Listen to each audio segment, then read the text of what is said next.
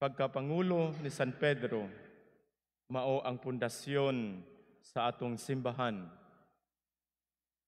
Mao ang atong gituuhan nga ang atong pagtuo batay sa pundasyon sa pagtuo ni San Pedro. Sa Ebanghelyo ng utana sa Jesus sa iyang mga tinun-an, kinsa man ako sumala sa inyong pananaw. Ang atong Ginoong Jesus o Ginoong Hesukristo ga pangutana o ga check sa iyang mga tinun-an kung kinsa man ang ilang pagkaila sa atong Ginoong. Si Pedro tubag, ikaw mao ang Kristo, ang anak sa buhing Dios. Tungod sa pagtuo ni San Pedro, gihatagan siya og dako nga katungdanan ang iyang misyon. Nga ikaw mao si Pedro ug sa ibabaw nining bato, tukuron ko ang akong simbahan. Kay balo kita nga si San Pedro o si Pedro, usa ka mangingisda.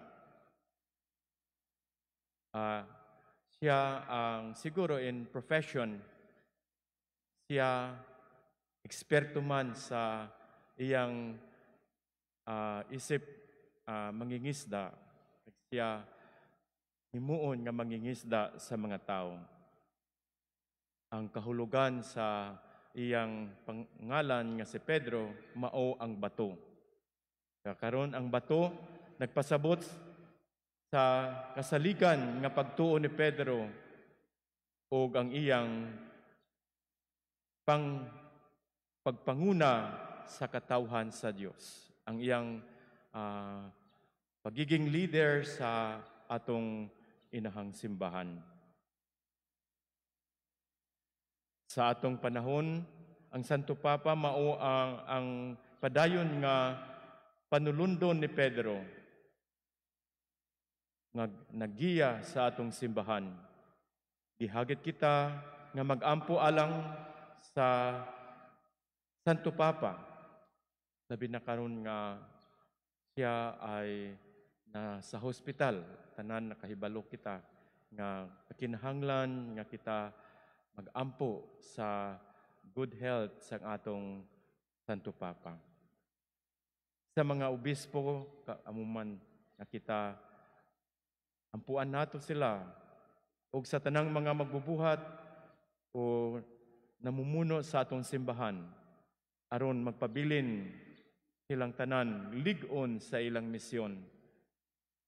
Kaya mga igsoon, unsaon nato pagpuyo ang atong pagtuo sama kang San Pedro. The faith, the foundation sa atong pagtuo, mao ang pagtuo ni San Pedro.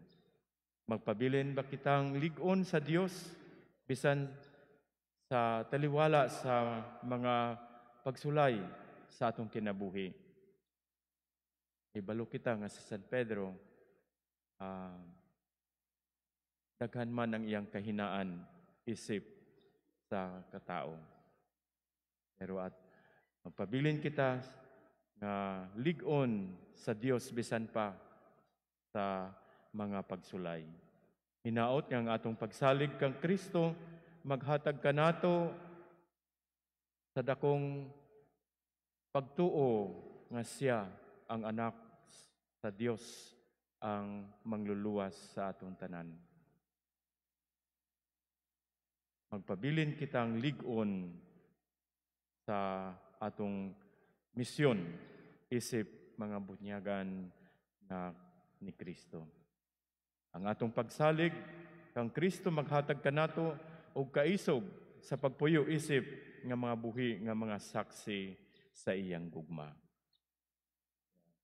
Señor San Pedro, ipangamuyo mo kami.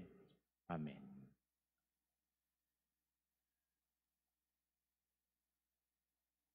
Palihog manindog.